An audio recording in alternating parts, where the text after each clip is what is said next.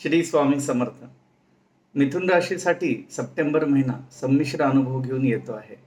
7व्या आणि 10व्या घराचा स्वामी असलेला शनी प्रतिकूल स्थितीत आहे, ज्यामुळे तुमच्या कामाचा ताण लक्षणीयरित्या वाढू शकतो. तुमच्या राशीचा स्वामी असलेला बुध तुम्हाला अनुकूल परिणाम देत आहे.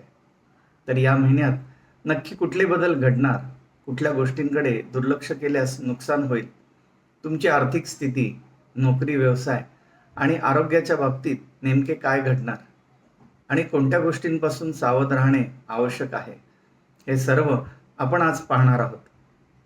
म्हणून हा व्हिडिओ शेवटपर्यंत नक्की पहा, कारण शेवटी मी काही सोपे आणि प्रभावी उपायही सांगणार आहे, जे केल्याने तुमच्या समस्या दूर होण्यास व तुम्हाला या महिन्यात दैवी साथ मिळण्यास मदत होईल. आणखी एक महत्त्वाची बाब, इथे दिलेली माहिती, फलादेश हा तुमच्या चंद्र राशीवरून सांगितलेला आहे, परंतु तुमच्या वैयक्तिक कुंडलीतील ग्रहस्थिती, ग्रहयोग, महादशा, तुमची लग्न राशी यानुसार फलादेशात मोठा फरक पडू शकतो. तुम्हाला वेगळ्या परिस्थितीला सामोरे जावे लागू शकते. वैयक्तिक कुंडलीवरून मार्गदर्शनासाठी तुम्ही स्क्रीनवर दिलेल्या व्हॉट्सॲप नंबरवर मेसेज करू शकता. चला तर मग सर्वात आधी पाहूयात या महिन्याची मुख्य ग्रहस्थिती. सूर्यदेव 16 सप्टेंबर पर्यंत सिंह राशीत आणि नंतर 17 सप्टेंबर पासून कन्या राशीत म्हणजेच तुमच्या चतुर्थ स्थानात येतील.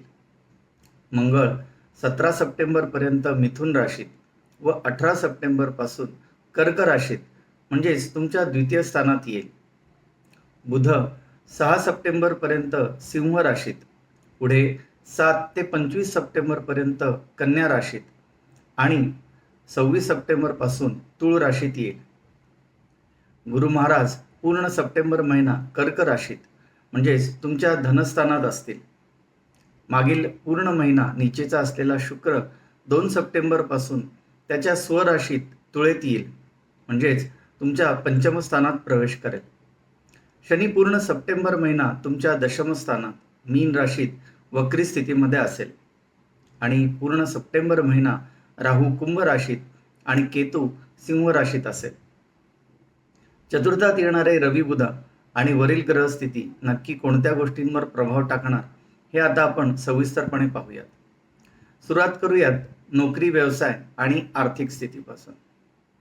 या महिन्यात 9व्या घराचा स्वामी शनी 10व्या घरात असल्यामुळे तुम्हाला तुमच्या करिअरमध्ये अधिक लाभ मिळण्याची शक्यता आहे. 10व्या घरातील शनीची स्थिती तुमच्या करिअरसाठी फायदेशीर ठरेल आणि कामातील तुमची मेहनत व प्रयत्नांमुळे तुम्हाला पदोन्नती आणि इतर लाभांच्या रूपात उच्चस्तरीय फायदे मिळण्याची शक्यता आहे. शुक्र शुभग्रह गुरु या महिन्यात काहीसा प्रतिकूल स्थितीत असेल, ज्यामुळे तुमच्या करिअरच्या गरजा अपूर्ण राहण्याची शक्यता आहे. यामुळे तुम्ही या महिन्यात करिअरमध्ये विशेष प्रगती करू शकणार नाही. गुरुच्या स्थितीमुळे कामाचा ताण कधीकधी वाढू शकतो, ज्यामुळे तुम्ही गोंधळून जाल. तुमचे वरिष्ठ, बॉस आणि सहकारी यांच्याशी तुमचे संबंधही बिघडू शकतात.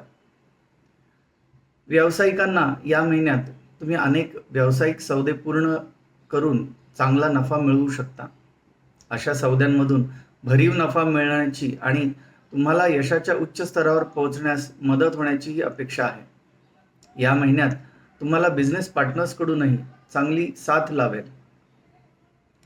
आर्थिकदृष्ट्या या महिन्यात तुम्हाला सरासरी आर्थिक लाभ मिळण्याची शक्यता आहे. तुम्हाला वडिलोपार्जित मालमत्तेतूनही फायदा होऊ शकतो. 7व्या आणि 10व्या घराचा स्वामी असलेला गुरु प्रतिकूल स्थितीत आहे, ज्यामुळे तुमच्या जोडीदाराच्या आरोग्यावरील खर्चही वाढू शकतो आणि तुम्हाला त्यामुळे चिंता वाटू शकते. परिणामी अधिक पैसे कमवण्याची, संपत्ती जमा करण्याची आणि शक्य तितकी बचत करण्याची तुमची इच्छा पूर्ण करणे कठीण होऊ शकते. 8व्या आणि 9व्या घराचा स्वामी असलेला शनी तुमच्या 10व्या घरात आहे, ज्यामुळे तुम्हाला वडिलोपार्जित मालमत्तामधून अनपेक्षित आर्थिक लाभही मिळू शकतो. या व्यतिरिक्त शनीच्या स्थितीमुळे तुम्हाला तुमच्या वडिलांवर पैसे खर्च करावे लागू शकतात. आता पाहूयात आरोग्य. आरोग्याच्या दृष्टीने गुरुच्या स्थितीमुळे तुमचे आरोग्य साधारण राहील. 9व्या घरातील राहूमुळे तुमच्या वडिलांना आरोग्याच्या समस्या निर्माण होऊ शकतात आणि तुम्हाला त्यांच्या आरोग्यावर पैसे खर्च करावे लागू शकतात. तुमच्या वडिलांना प्रकृती बाबतीत खांदे आणि पायदुखी याचा त्रास होऊ शकतो आणि या महिन्यात तुम्हाला खांदेदुखी आणि मानदुखीचा त्रास होऊ शकतो. आता पाहूयात प्रेम, वैवाहिक आणि कौटुंबिक जीवनाबद्दल.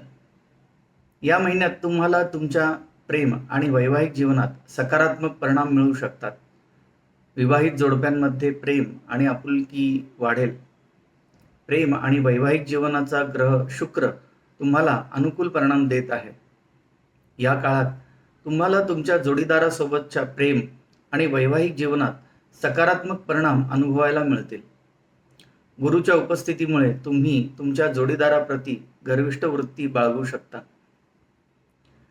सप्टेंबर 2026 मध्ये कुटुंबातील सदस्यांसोबत अधिक वादविवाद होण्याची शक्यता आहे.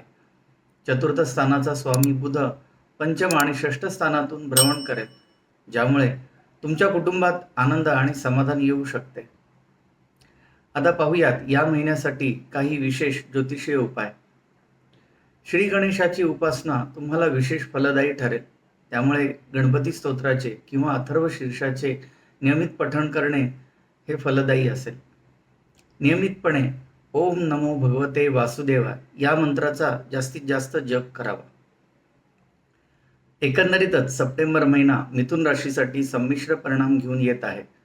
शनी दशम स्थानात वक्री असल्याने कामांमध्ये ताण आणि धावपळ जास्त राहिली तरी भविष्यात त्याचा फायदा होणार आहे आणि रवी बुधाचे गोचर भ्रमणही काही काळ सुसह्य असेल. तुमचे दर महिन्याचे राशी भविष्य तसेच इतर ज्योतिष, धार्मिक, आध्यात्मिक माहितीपर व्हिडिओ पाहण्यासाठी चॅनलला आत्ताच सबस्क्राईब करा. व्हिडिओला नक्की लाईक करा आणि मिथुन राशी असलेल्या तुमच्या मित्रमैत्रिणींना किंवा परिवारातील व्यक्तींसोबत हा व्हिडिओ नक्की शेअर करा. भेटूया पुढील व्हिडिओमध्ये. सुहासदाणी, स्वामी ज्योतिष केंद्र.